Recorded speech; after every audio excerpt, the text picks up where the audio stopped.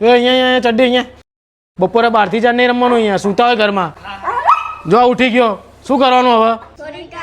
Sorry એટલે લ્યા નિયમ સાંભળી લેજો લ્યા. આ ગલીમાં 12 થી 4 કોઈ દેખાવાનું નહીં. બપોરે રમવું હોય ને તો ફૂલ રેકેટ ને એવું રમવાનું, એ બી બપોરે તો નહીં, સાંજે. બોલ આવશે ને તો આપીશ નહીં, અને એક બાજુના સોસાયટી ને એક અહીંયા જોઈએ નહીં. ચલે ચડ્ડી ફૂટ. મને એમ ફૂટ કોઈ નોકરીએ જવું. એટલે ભાઈ તને કોઈ નહીં કહેતું યાર ને ભાઈ, તું વેતી પણ ને જે કરતી હોય કર ને. એટલે પણ હવે છોકરાઓ શું બોલ બોલ કરે આટલું યાર, તો વેકેશન ને રમે યાર. એટલે ભાઈ નવી નવાઈનું વેકેશન છે ભાઈ. તમારા ટાઈમે કોઈ રોકતું નતું એટલે તમે રમી શક્યા.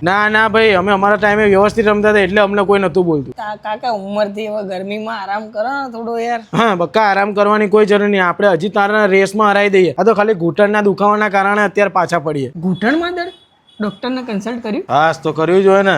ઓલું કંઈક કરાવવાનું કીધું, શું કહેવાય? હા, ની રિપ્લેસમેન્ટ. અરે તમે મેરેલ કંપનીનું ટ્રીટમેન્ટ જરૂરી નહીં સાંભળ્યું હોય કદાચ. ના એ તો નહીં સાંભળ્યું. આજકાલ રોબોટિક્સ જેવી ટેકનોલોજીથી ની રિપ્લેસમેન્ટ થાય એટલે સેફ, ફાસ્ટ અને એકદમ દુખાવો પણ ઓછો.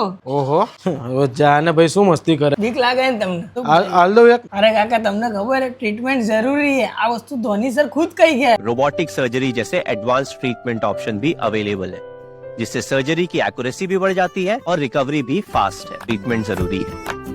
સમજ્યા? ટ્રીટમેન્ટ જરૂરી છે. થેન્ક્સ ટુ ટ્રીટમેન્ટ જરૂરી ઇનિશિયેટિવ બાય મેરેલ. તો તમે પણ તમારા ઘરવાળાને સમજાવો, એ વિડીયો બનાવો, કેમ કે ટ્રીટમેન્ટ જરૂરી છે.